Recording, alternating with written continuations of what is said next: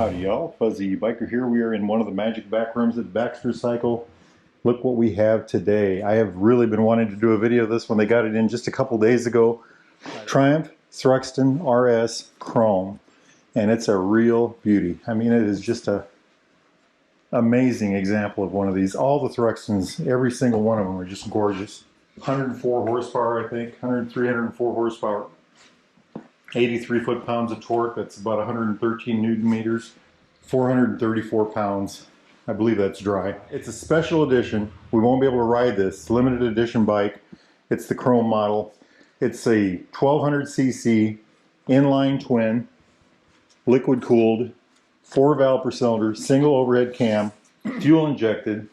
It's got 12.1:1 compression ratio, so you're probably going to want to use premium. Beautiful 6-speed transmissions.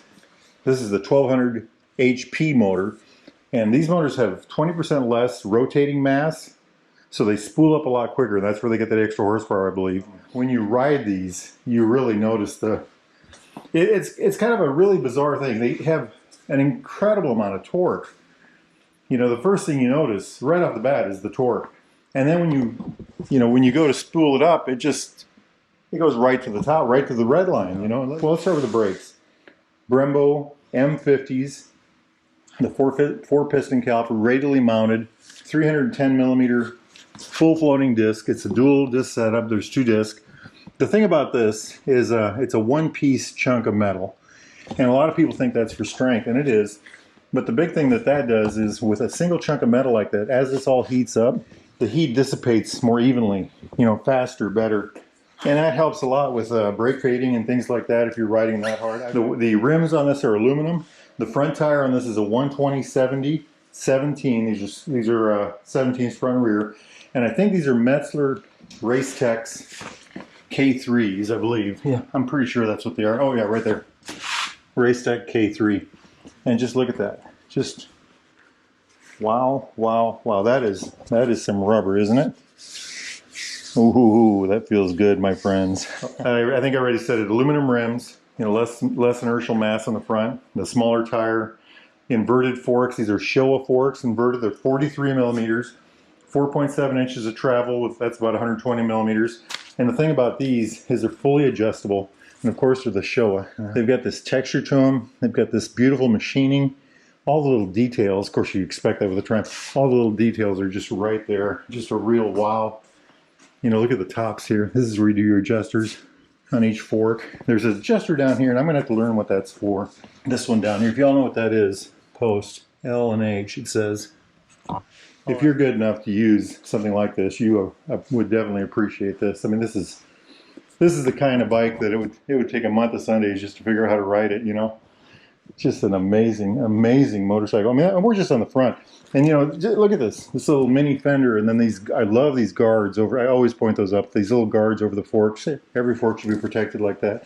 Just this just right here is mind blowing to me. You know, and we haven't even gotten up into that. We're just just a wow. I mean, look at that whole thing. I mean, it is a real wow kind of thing.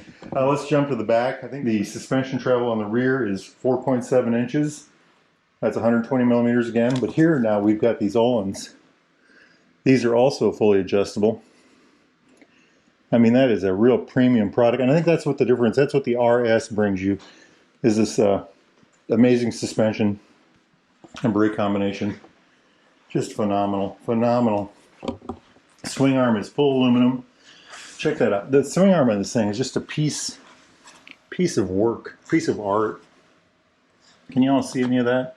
It's really hidden back in there, but it's really, I mean, to me, that's just another one of the details that you get on a motorcycle like this. Just a far out example of, you know, state of the technology. It's a cafe racer from the old style, but it's got the latest, most amazing everything. The rear tire, by the way, is a 160/60 17, 160 millimeters wide. Isn't that something? Chain drive, of course. Okay, so some of the other little specs. Seat height, 31.9 inches. When you sit down, it doesn't feel that tall. That's 810 millimeters. Speaking of the seat, it's a dual material seat. got this kind of a textury, grabby material here. But it's got this smooth material on the side. Wheelbase on a bike like this is 55.7 inches. And you know me, anything with a 55 in it, I love wheelbase wise. That's 1415 millimeters. And the fuel tank holds 3.8 gallons. That's 14.5 liters. But let's take a look at the switch gear. High lows right here. Information button. World-class blinkers. They always feel so good in a Triumph. The blinkers are, I mean just even the texture that they put on this knob on these buttons are amazing. The mode button right here, the horn button over here, hazard lights, kill switch, run switch, start switch. Look at this, beautiful. I mean, isn't that just art? These clip-ons, these, I mean, it's just, I don't know if I'm getting that across to y'all, but this is just pure art. This is a Brembo master cylinder, by the way, and it's adjustable for throw. And same here, this is adjustable for throw. But I mean, look at this, just phenomenal. Then you come up here to the gauge package. The gauges, you know, this is let's start back here. This is a great example of old and new together. You know, this looks classic Triumph. You know, just absolutely, you know, the aluminum housing to hold the actual gauges, the chrome rims on the gauges. These are domed bezels. I mean, this is bezels. This is just to feel this is amazing. Now let's turn this on, okay? Check that out. Temperature light, oil light, ABS light, fuel light, neutral light. Let's do that again. Heat light, traction control light. Then down here we've got the odometer. Over here we've got a fuel gauge. I think that must be range right there. So let's use this button here, the information button, and see what we can do with this here.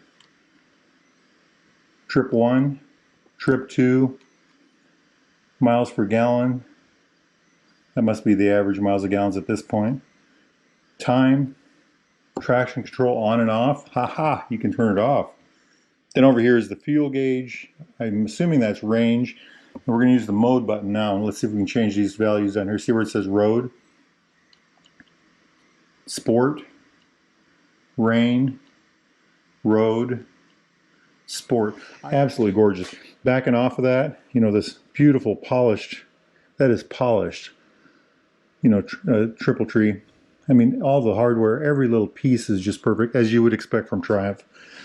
We've got a stainless steel band over this chrome tank, this brushed stainless Monza cap, locking cap below it. Isn't that just beautiful? I mean, and look how well that works.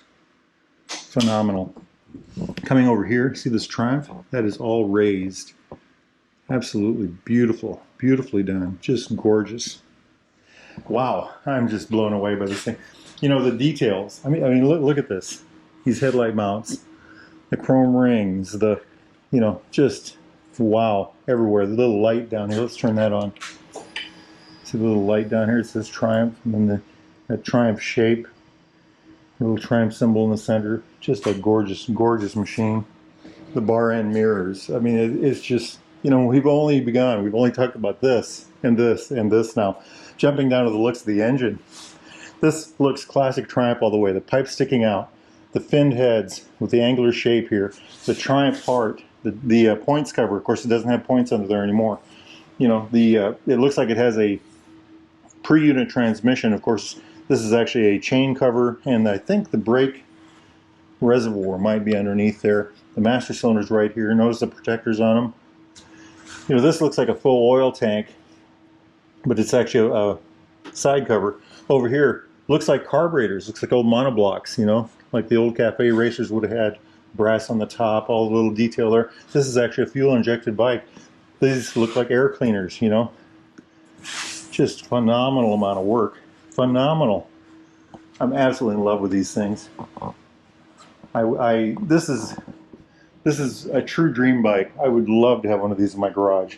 If I had one of these in my garage, it would come out on Sunday afternoons when the sun was shining, and it would light up my week, you know. Look at the hardware here. You know, these beautiful cast knurled foot pegs. This wonderful brake lever. I mean, look at that. Gorgeous stainless pipe. I mean, that is just true beauty. True beauty. Look at the little details in here. I mean, just phenomenal. Phenomenal.